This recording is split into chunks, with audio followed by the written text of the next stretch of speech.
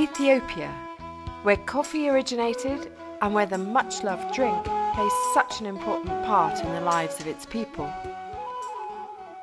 Ethiopia's coffee is considered to be of the very finest quality in the international market. It's grown across the country by small farmers and large estates alike, and the biggest plantation in Ethiopia is known as Bebeka.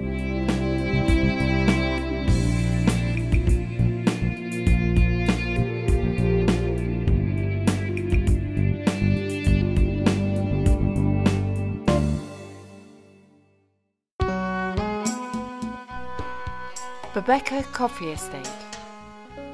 Set in Ethiopia's remaining tropical rainforest. The plantation is a vast green and fertile land of over 10,000 hectares, growing an array of spices and condiments: black pepper, ginger, cinnamon, cardamom, vanilla.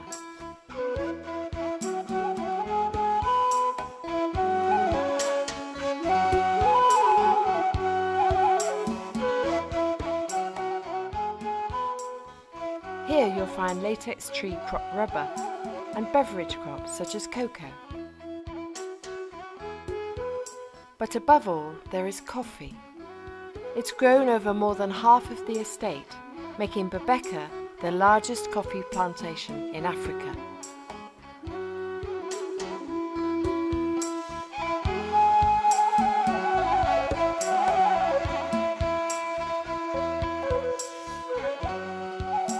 Conditions are perfect for the production of coffee beans with a unique flavour and taste.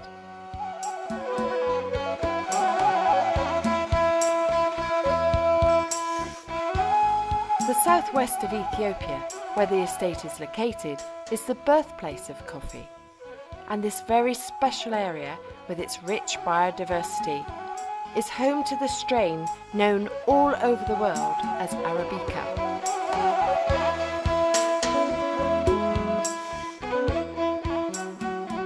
Harvest time for coffee usually extends over a 2 to 3 month period. This is one of the busiest times of the year for the estate, as all the fruit, or coffee cherries, have to be picked, sorted and processed quickly in order to produce the highest quality of coffee bean.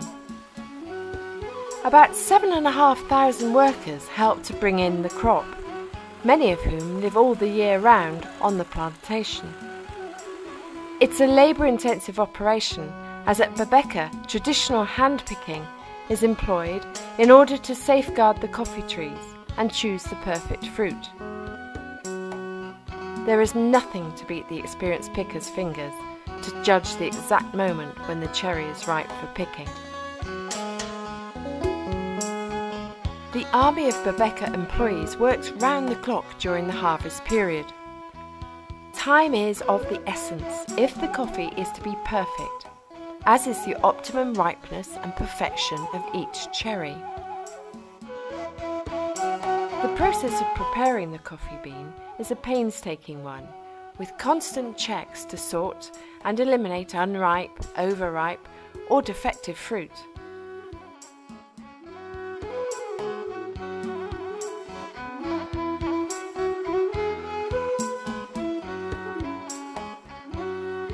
After picking, the workers manually separate the cherries at the nearest sorting station,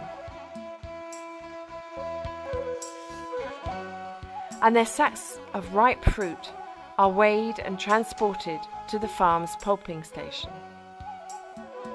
These cherries will start the long selection process to become first quality coffee beans. But in this process, nothing is wasted, and the sorted cherries will be selected for sun-dried coffee. Sacks of sorted cherries are quickly transported to the awaiting pulping station, where they are sorted again, this time by pulping machine. This is wet processing, reserved for the production of the very best quality of coffee, called clean coffee, and aimed at the export market. The cherries are fed into the processing hopper and either washed down with water or manually pushed into the machine. The agitation of the pulping machine not only strips the skin and pulp from the beans, but also separates them into first grade, second grade, and floaters that are only suitable for ungraded coffee.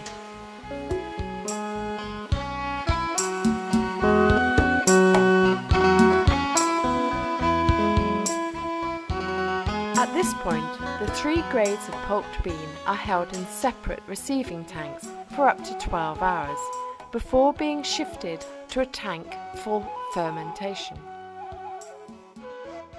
Soaking in the fermentation tanks is necessary to strip the slippery mucilage from the delicate skin or parchment that protects the bean itself. The process takes up to 16 hours, and the water needs to be stirred every few hours to ensure uniformity of fermentation in the beans.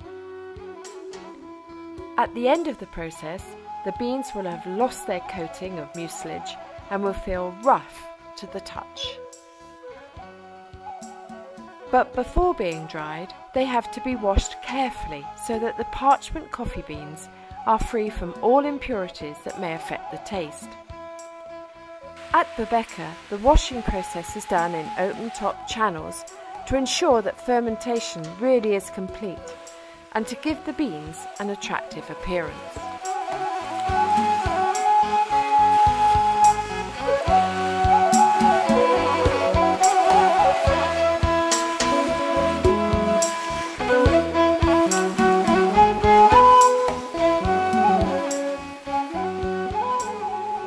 The beans now look good, but they are also very high in moisture content, so the next stage is to dry them to the appropriate level.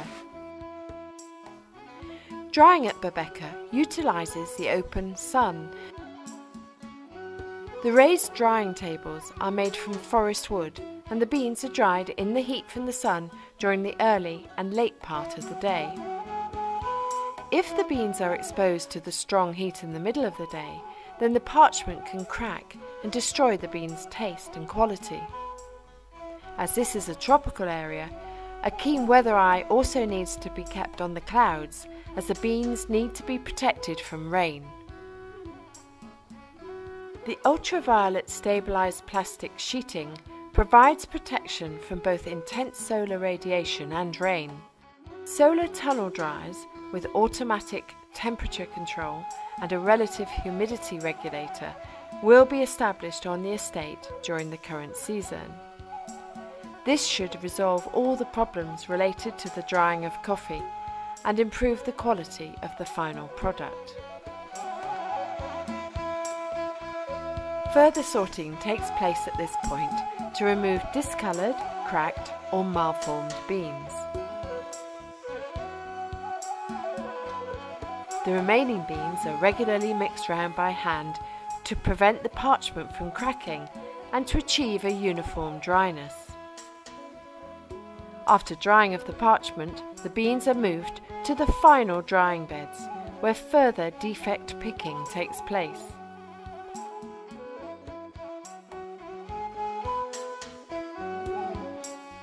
They may remain drying here for a number of days until tests show that their moisture content has been reduced to the required level of 11.5% or below. If necessary, the whole drying process will be repeated.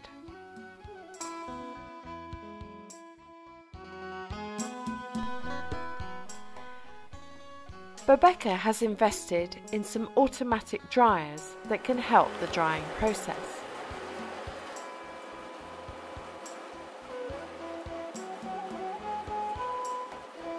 But, as always with the delicate nature of the crop, great care has to be taken to ensure appropriate procedures are followed.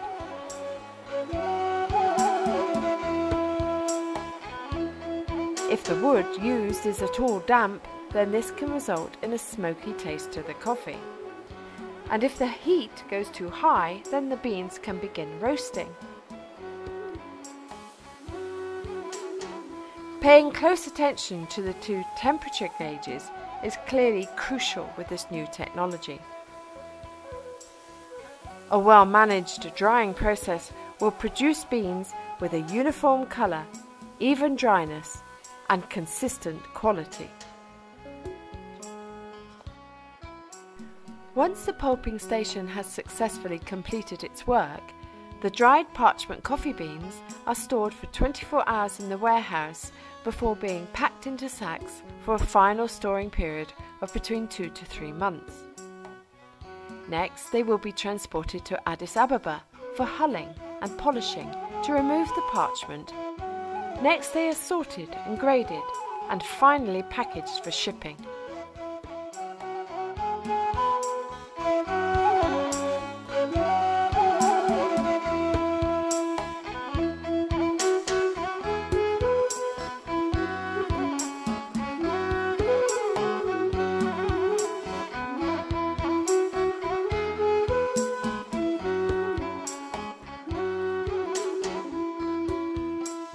It's a long and fastidious process, but equal care is needed in managing the plantation and making the operation sustainable.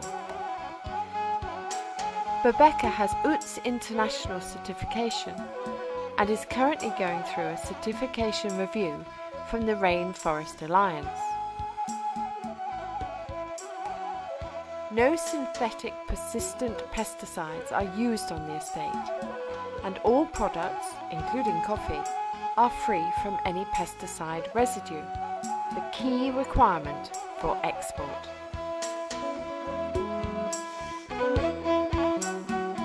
One entire section of the plantation is dedicated to clonal seed collection.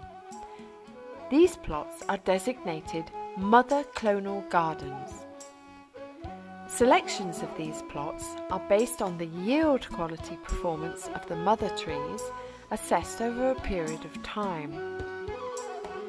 The cherries are harvested for their seeds, and the seedlings produced in the nursery are planted annually to replace old and unproductive ones. Bebeka also has 5 sites for honeybees, with a capacity to accommodate 430 hives.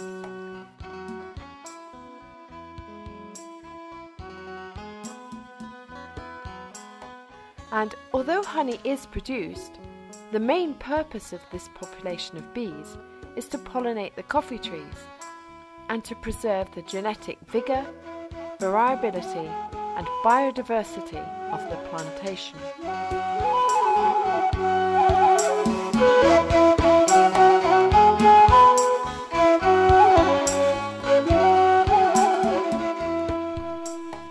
Looking after its people and the environment are crucial aspects of modern estate management, and at Bebeka, this includes providing workers housing and controlling the effluent from the production process.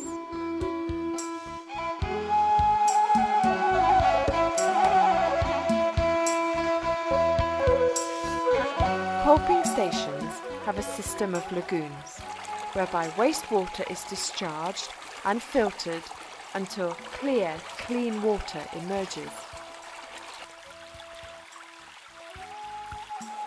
The pulp and the mucilage are left behind to feed the flora and fauna, thus maintaining the rhythm of the ecosystem.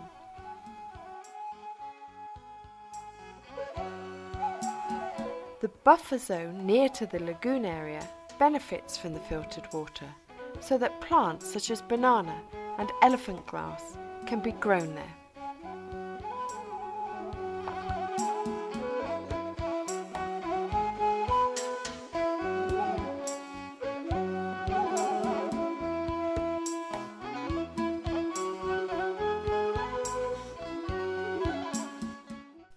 And after all the hard work, the proof of the coffee is in the drinking.